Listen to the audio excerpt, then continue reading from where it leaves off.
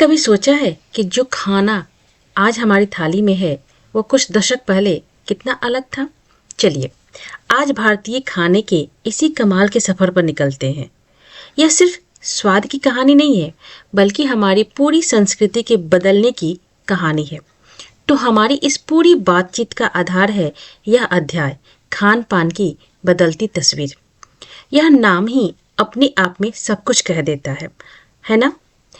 यह हमें बताता है कि यह बदलाव सिर्फ हमारे खाने तक नहीं रुका, बल्कि यह हमारी पूरी संस्कृति की कहानी बन गया। तो आइए इसके पन्ने पलटते हैं।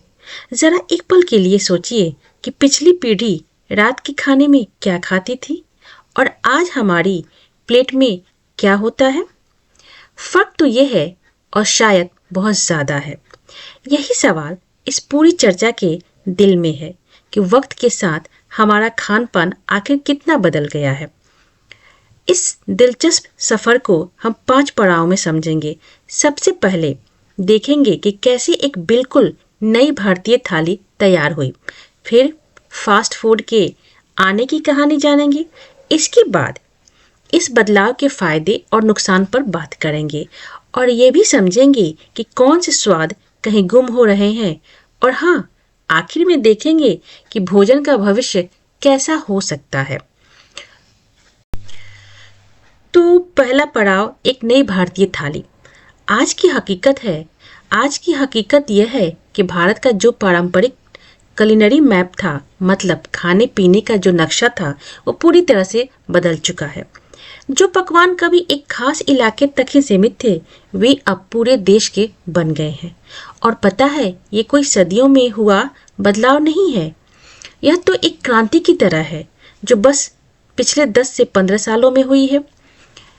इतने कम समय में हमारे खाने की संस्कृति ने जियोग्राफिक सीमाओं को, मतलब भौगोलिक सरहदों को पूरी तरह से तोड़ दिया है। और इसका नतीजा यह है कि अब क्षेत्रीय व्यंजन राष्ट्रीय पहचान बन गए हैं। दक्षिण का इडली डोसा उत्तर में उतना ही पसंद किया जाता है जितना गुजरात का ढोकला। देश के किसी भी कोने में, मतलब यह एक तरह से खान पान के जरिए बनी राष्ट्रीय एकता है। हमारा सोर्स इस बदलाव के पैमाने को एक बड़े ही मज़ेदार उदाहरण से दिखाता है। जो ढाबा कल्चर कभी सिर्फ उत्तर भारत के हाईवे की पहचान हुआ करता था, वो अब लगभग पूरे देश में फैल चुका है। यह इस सांस्कृतिक फैलाव का एक जीता जागता सबूत है। अच्छा, तो यह तो हुई एक बात। अब कहानी के दूसरे पहलू पर आते हैं और देखते हैं कि इस नई खान पान की संस्कृति का दूसरा बड़ा स्तंभ क्या है। जी हाँ, फास्ट फूड। तो इस नई थाली में सिर्फ पारंपरिक भारतीय व्यंजन ही नहीं है। इसका दूसरा बड़ा हिस्सा है फास्ट फूड, या जिसे हम तुरंत भोजन कहते हैं। खासकर शहरों की भागदौड़ में, जहां वक्त की बहुत कमी है, वहां सुविधा सबसे बड़ी चीज़ बन जाती है। और बस इसी ने फास्ट फूड को इतना पॉपुलर बना दिया। बर्गर, नूडल्स से लेकर चिप्स के पैकेट तक, यह चीज़ें अब हर घर में कितनी आम हो गई हैं। अरे ब्रेड को ही ले लीजिए। एक ज़माना था जब इसे साहबों का खाना माना जाता था, और आज ये लाखों करोड़ों भारतीय के घरों में सेकी तली जा रही है। इस बदलाव की रफ्तार को समझना हो तो यह टाइमलाइन देखिए। 70 के दशक में जहां इडली डोसा जैसे दक्षिण भारतीय व्यंजन फैलने लगे, 80 के दशक तक तिब्बती और चीनी खाने ने अपनी जगह बना ली, और 90 आते आते तो पिज्ज़ा और पाव भाजी जैसी चीज़ें भी हर जगह मिलने लगी। बदलाव की रफ्तार साफ दिखती है। तो अब तक हमने ये देखा कि क्या बदलाव है, लेकिन हर बदलाव की तरह इसके भी 2 पहलू हैं, कुछ अच्छे कुछ बुरे।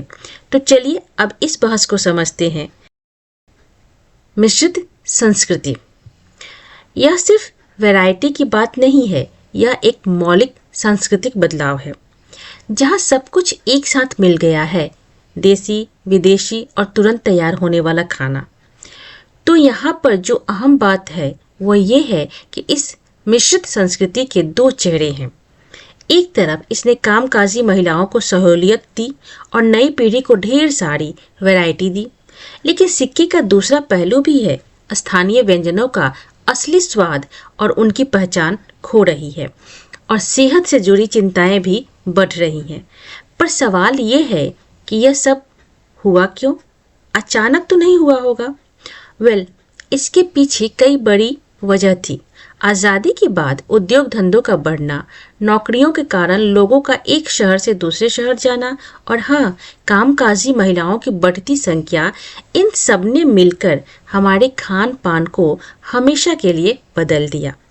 चलिए अब जरा सिक्के के दूसरे थोड़े उदास पहलू को और करीब से देखते हैं। हमने पाया तो बहुत कुछ है, लेकिन इस सब में हमने खोया क्या है? यह थोड़ा अजीब नहीं लगता कि एक तरफ हमारी थालियां तो तरह तरह के खानों से भर रही हैं, लेकिन क्या हमारी रसोइयां उतनी ही खाली हो रही हैं? मतलब घरों में बनने वाले पारंपरिक व्यंजन की संख्या क्या कम हो गई है? सोर्स हमें ये याद दिलाता है कि हमने क्या क्या खोया है। मौसम के हिसाब से बनने वाले स्थानीय पकवान, खाना पकाने की वो कला जिसमें इत्मीनान और बारीकी से होती थी, और यहाँ तक कि गली मोहल्ले के बाजारों में मिलने वाली ताज़ी जलेबियाँ, पूड़ियाँ, जलेबियाँ, वह बात भी अब पहले जैसी नहीं रही। और इसकी एक बड़ी वजह है शहरों की भागदौड़ भरी जिंदगी और हाँ, कमर तोड़ महंगाई। अब किसके पास इतनी फुर्सत है कि वो खरबूजे के बीज सुखाए, छीले और फिर उनसे कोई व्यंजन तैयार करे?